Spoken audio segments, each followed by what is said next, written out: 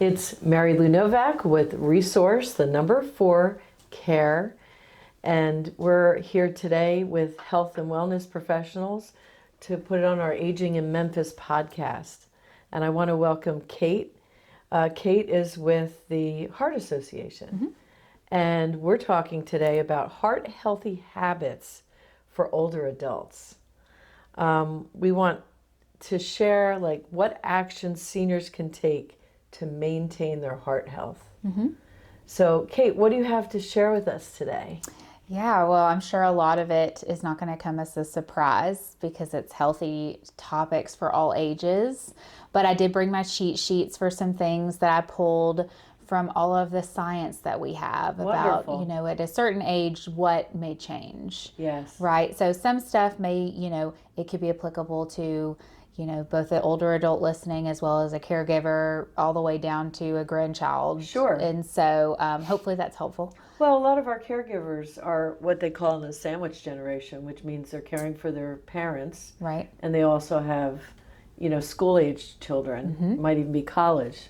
Absolutely. So I would think so. I would think what you have would help everyone. Well, I'll give a little plug to the caregiver piece as well.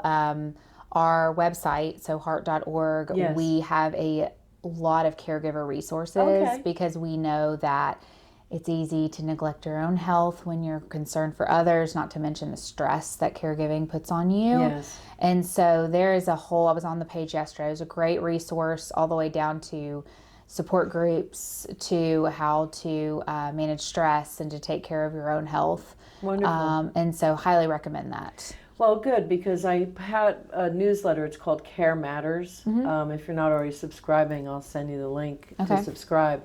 But on there, I do recommend resources beyond what I have. Well, So I I'd be will happy to send you include that. Mhm. I went, like I said, I was looking at it yesterday in kind of Yes. preparation for this. And the biggest topics, let me tell you what they were so after heart surgery, so caregiving after heart surgery, Yes. after a heart attack, someone with heart failure, and then the biggest one is after a stroke, since Right. that is a long-term usually process through Right. therapy. So I've done a lot with our local support groups through stroke, but I found that interesting about how to take care of yourself as a caregiver, but Right. also how to best support the person you're Sure, caregiving understanding for. their challenges Right. and what comes along. I don't know if you knew this, I owned a home care business for 12 years. Oh, no, I didn't know that. Yeah, so I did have several people that we cared for, especially for a long period of time, because when you do, survive a stroke, there often is diminished capacity, depending on the severity. The gentleman that I was caring for was paralyzed on one side, had trouble dressing and bathing himself because of that. Right. And there are groups out there. The one that Baptist runs is the one I'm aware of. Yes, and Compass Health also has I didn't a realize really that. robust one. Yeah. And so I've been to a couple of their support groups at the Okay. North location. Yes. And That's probably why, because I know the one downtown more than I do the North. Okay. Yes, and they may Okay. have, I should know that, they may have Right. one at the Union No, that's all right, location yeah. as well.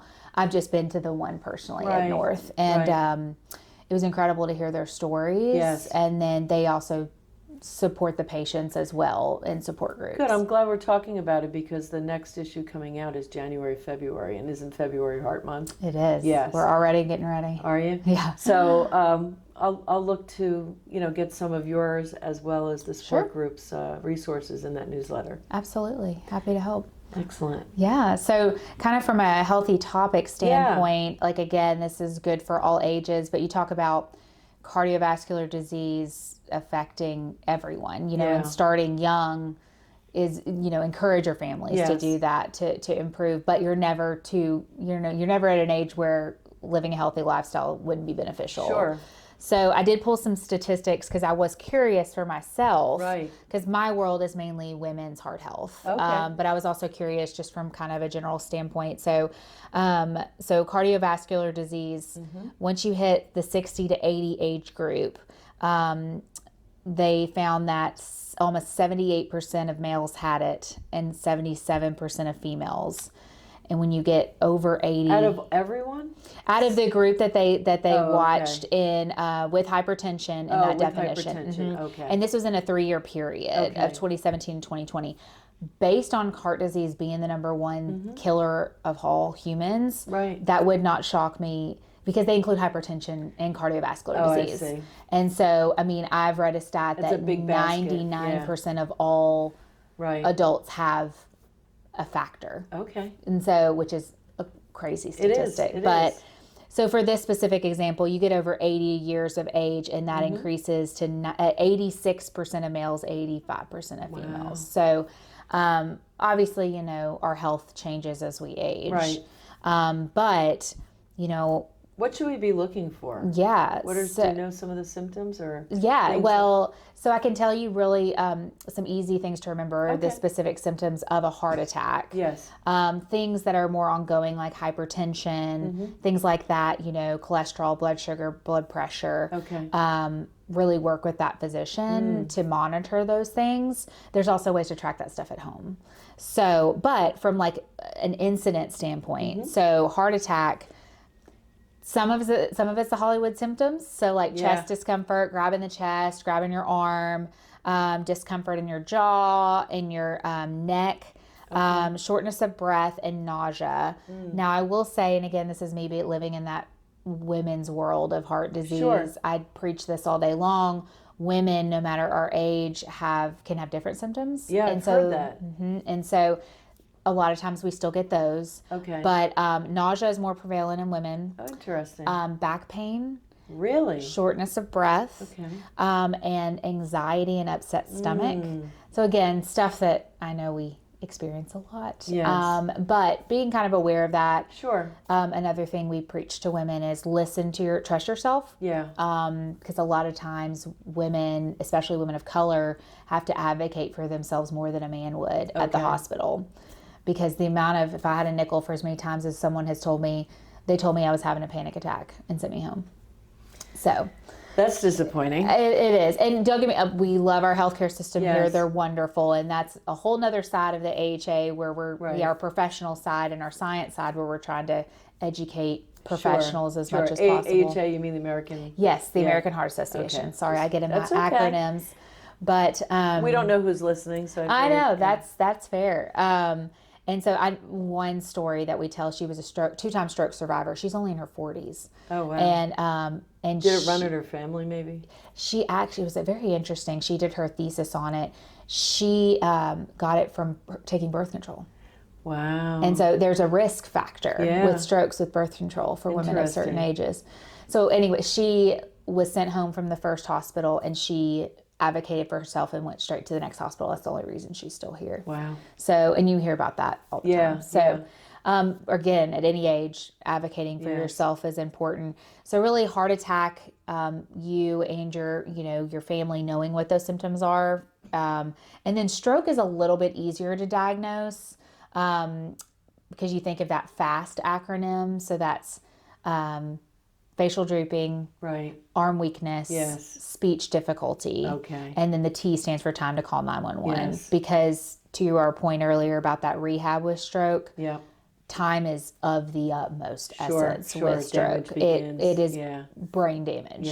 The longer they can't administer help. Sure. So again, I hate to say thankfully, but I guess one silver lining is usually a stroke is very recognizable for people who know the signs. Like knowing the signs is that key. Right.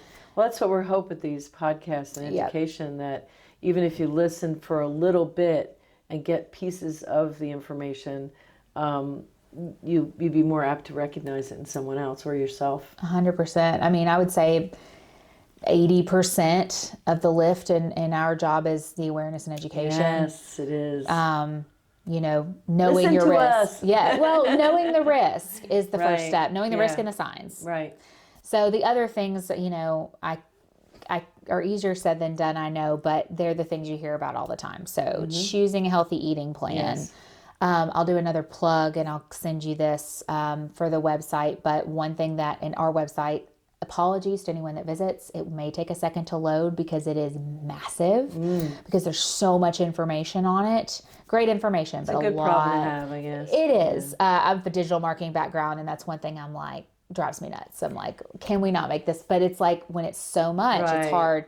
Right. So I usually use a direct link. It's easier. But I found out of all the pages and the millions of people that visit the website around the world, our recipe page is the most popular. Interesting. Yes. So, and I wrote it down so people can write it down, but it's recipes.heart.org. Okay.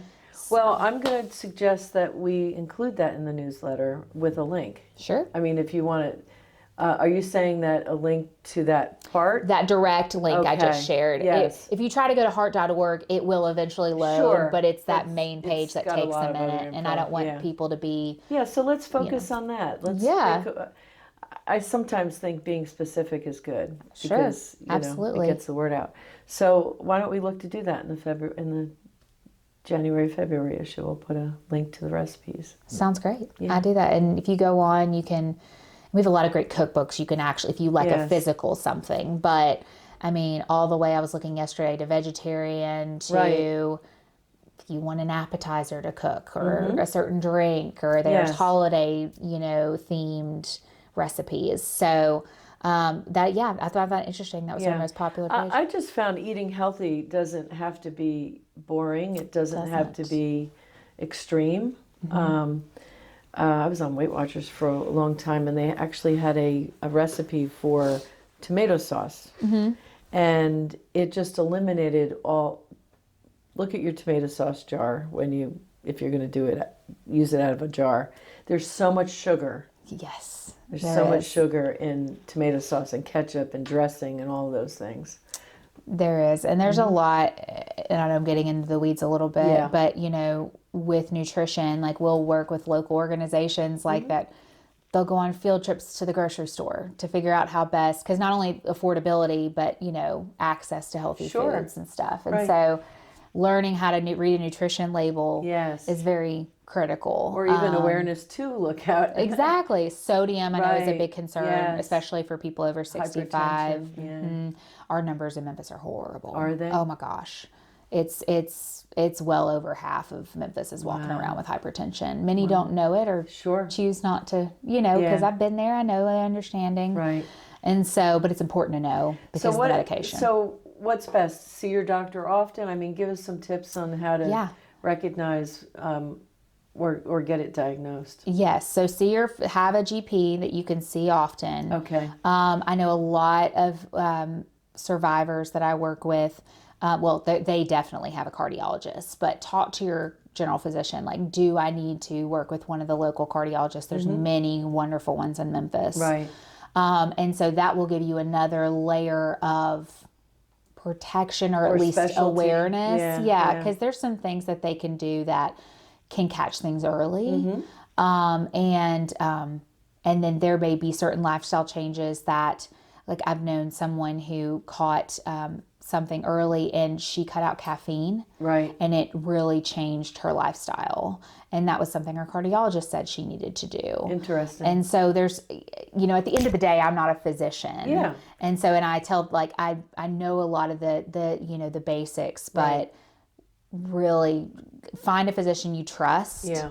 And ask, where do I need to be getting my checks from and how often? Because I would assume that those would increase in regularity as you age. Sure. So it may not be once a year. It may be once every 6 months or something. Yeah, I know, like with my mom, she had some heart issues. So they put her on a increased rotation of seeing her to monitor things. So what are some other healthy habits?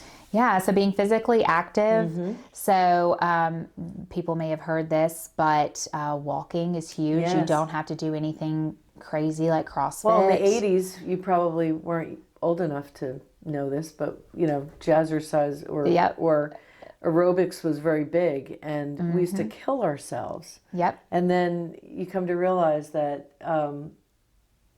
you get more physically harmed by doing that. I and know. It's better to, lift a few weights, do a few balance exercises and walk. Walk, lightweight stuff you can do even if you're confined to a chair. I'll do a shameless plug for the YMCA of the Mid-South.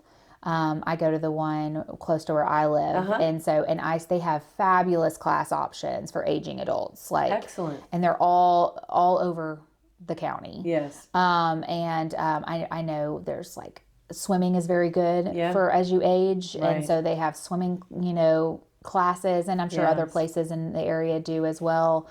But there's like chair yoga and things like that I know people that love it and come very regularly. So, if you have that opportunity and that travel opportunity to go to a place, it's very good to be socially, engaged with other people. Exactly. But if not, we live in an age where you can find a lot of things online. Oh my gosh. Just Google something. I know.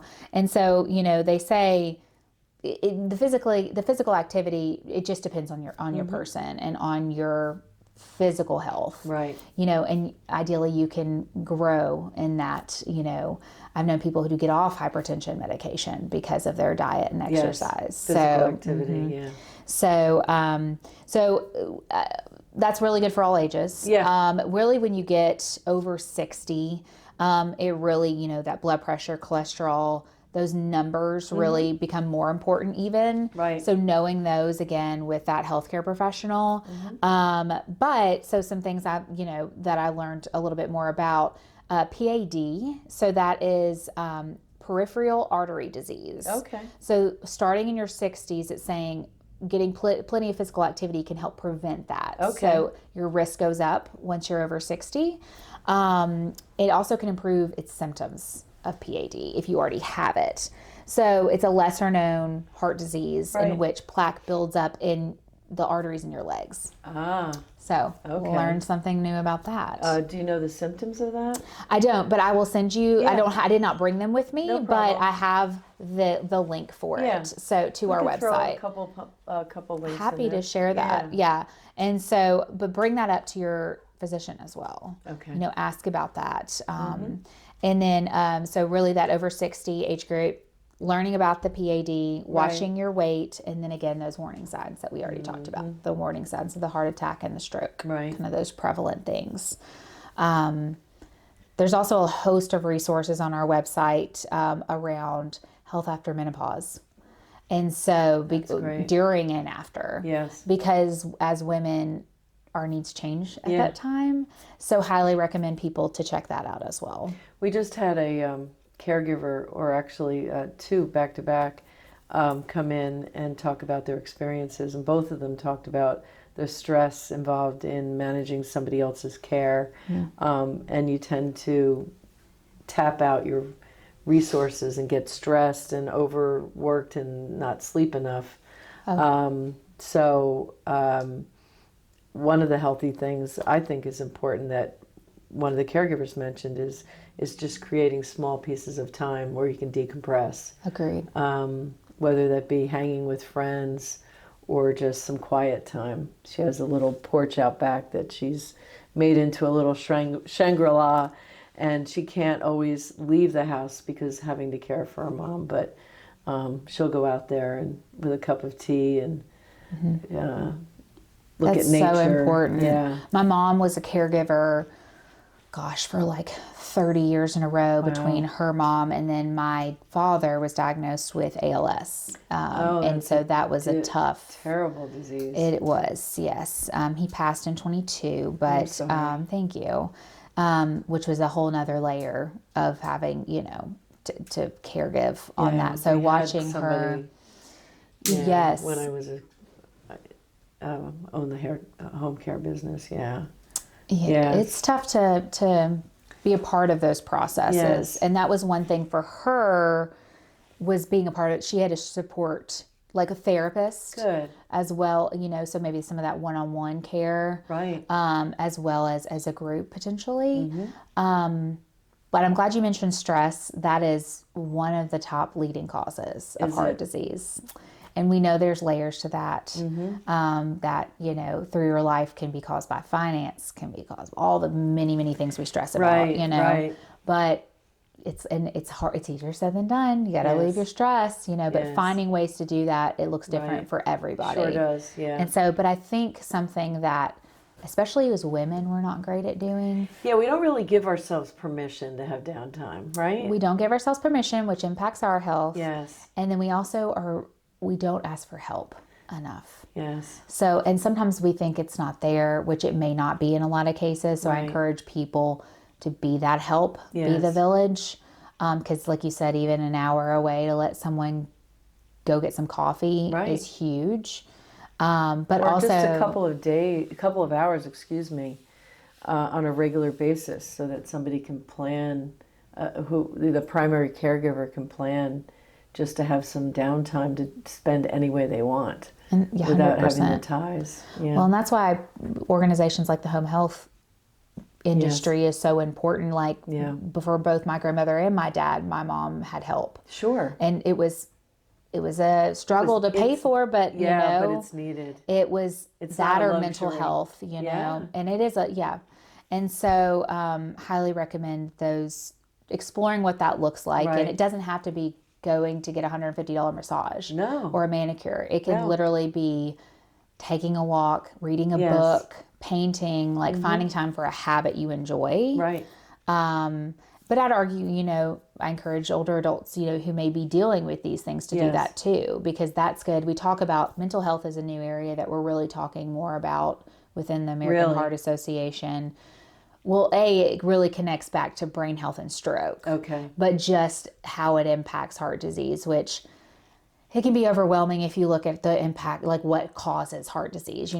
They say the estimate's around 80% of it's preventable through lifestyle choices. So Okay. again, encouraging your family as they age Sure. to make good choices. But then there's that 20% that's genetic, Right. which I've known marathon runners who've lived the healthiest lives they can and Sure. still had impact. Yeah. But you think about if they hadn't done that, how much earlier would they have been Right. impacted? Exactly. So knowing your family history for that as well, is because That's important. I know people who knew they had a family history, Right. even though they may not have had like a visible risk factor, but they knew it ran in their family, and they've been having a cardiologist since they were in their 20s. Right. They already had that person Sure. to be checking, and they've been able to catch things. Yes. So again, I know that's specific per person, but again, because it's the number one threat, Yes. almost every single person deals with Yeah. it. Well, it's, I'm in that over 60 group. So I actually went out and bought a cuff, Yes. to check my blood pressure at home. Yes. Just because it runs in my family. Yes, absolutely. And I just want to know. Well, and two, when you visit the doctor, and some of, the listeners may feel this, you hear about that white coat syndrome.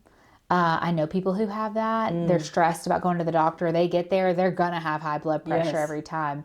And a lot of doctors are really great at like feeling out how to manage that. Like, hey, we're going to test it at home. We're going to track it for a week, Right. et cetera. Because there's ways you have to Work be diagnosed around, with yeah. hypertension. Like Yeah. it has to be certain, Sure.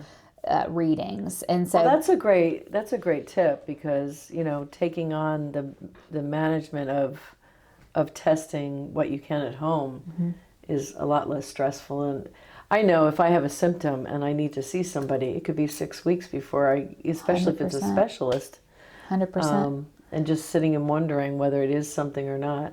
I mean, I just had a few headaches, and I thought, well, I'm just going to have this cuff just in case. Exactly. Well, and that 120/80 number is what you're looking at. Yes.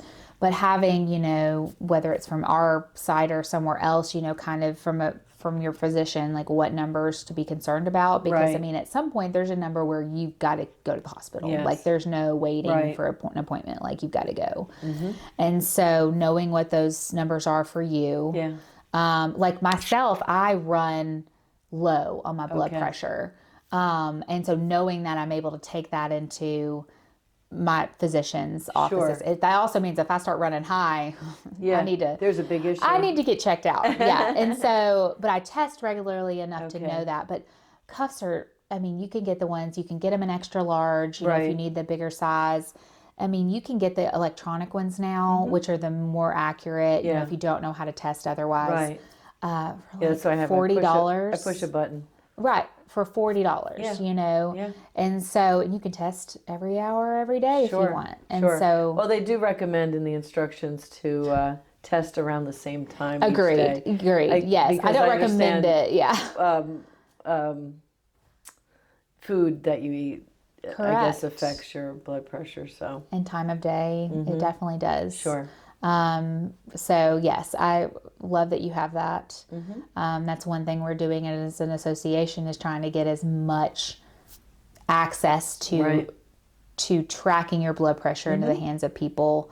We've recently, with the support of our sponsors, we've been able to put blood pressure hubs within 4 Memphis Shelby County libraries. Oh, wow. That's a And great then, thing. yes, and then one at the South Memphis Farmers Market. So, Wonderful. yeah, so that was exciting. So you just walk up to the machine and put It's a your arm in? standalone. It looks Okay. very similar to like how they do at Walgreens, Sure. but we wanted to find areas where that access wasn't there Yeah. as easily. Yeah, and then people are so- attending. Yeah, or Yep. they're visiting. They will be there forevermore with through those two places. That's We're trying to put wonderful. them all over the city right Yeah. now. So, and then if it is high, what steps they need to Right. take then to go. Yeah. And so YMCA's would be good too. yes, YMCA. We hope to put one in Crosstown at some Sure. point.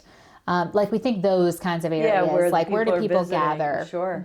Sure. So that's our hope Okay. as we That's get funding great. for it. Yeah. And so we're trying to tackle that piece of the cause, which leads me to another cause of hypertension, or of all of it, of heart disease. But another tip is if you smoke, you got to stop smoking.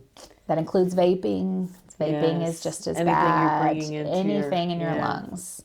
So that is something like I feel like we tackled the tobacco industry. We made huge headway with Yeah, I that, do and see then less the people vaping smoking, come up. right. But you see that all, Yeah. So if that is something you're doing, you've got to, it will help alleviate your further risk. Sure. I think tobacco is like one of, if not the leading cause of preventable death Right. in the United States. Like it's a crazy high statistic. Right.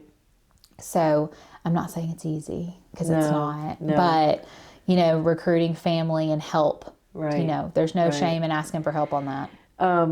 I sometimes throw, I'm a fearless living life coach, and so sometimes I throw in little tidbits to shift people's thinking. And a lot of people use the phrase, I have to exercise, I have to quit smoking, I have to get on. And believe it or not, the words you use have a big impact on your 100%. mindset. And just saying, instead, replacing have with choose makes a huge difference in the pleasure or the experience that you have, rather than saying you have to. I mean, no one likes to do things they have to do. So that's just a little plug from Fearless Living. Before we get too far, I just want to do a shout out to our sponsor of this Aging in Memphis podcast, and that is Eagle Hollow Enterprises. They are your go-to insurance company. Janelle Holloway is got a big heart and really guides people on what works best for them. She does not have an agenda. So if you want to talk to someone, especially with the Medicare decisions needing to be made by December 7th, we're going to put her name and how to reach her on the video with this podcast. But it's Eagle Hollow Enterprises, Janelle Holloway. So we only have about a minute or two. Can I ask you to tell a little bit more about your organization specifically? Sure. So we just celebrated 100 years. Oh, wow. That's a big deal. I say just, it was beginning of 24, which Okay. was very exciting. Yeah. So the American Heart Association is the largest funder of cardiovascular research anywhere, only after the federal government. Interesting. So we work a lot on that. Okay. From a local standpoint, I mentioned a couple of the things we do, but so there's a lot that goes on behind the scenes, Yes. with research and all the life-saving, things that happens there. But we're trying to be boots on the ground locally. Thank you for coming today. Of course. Thank you for having me.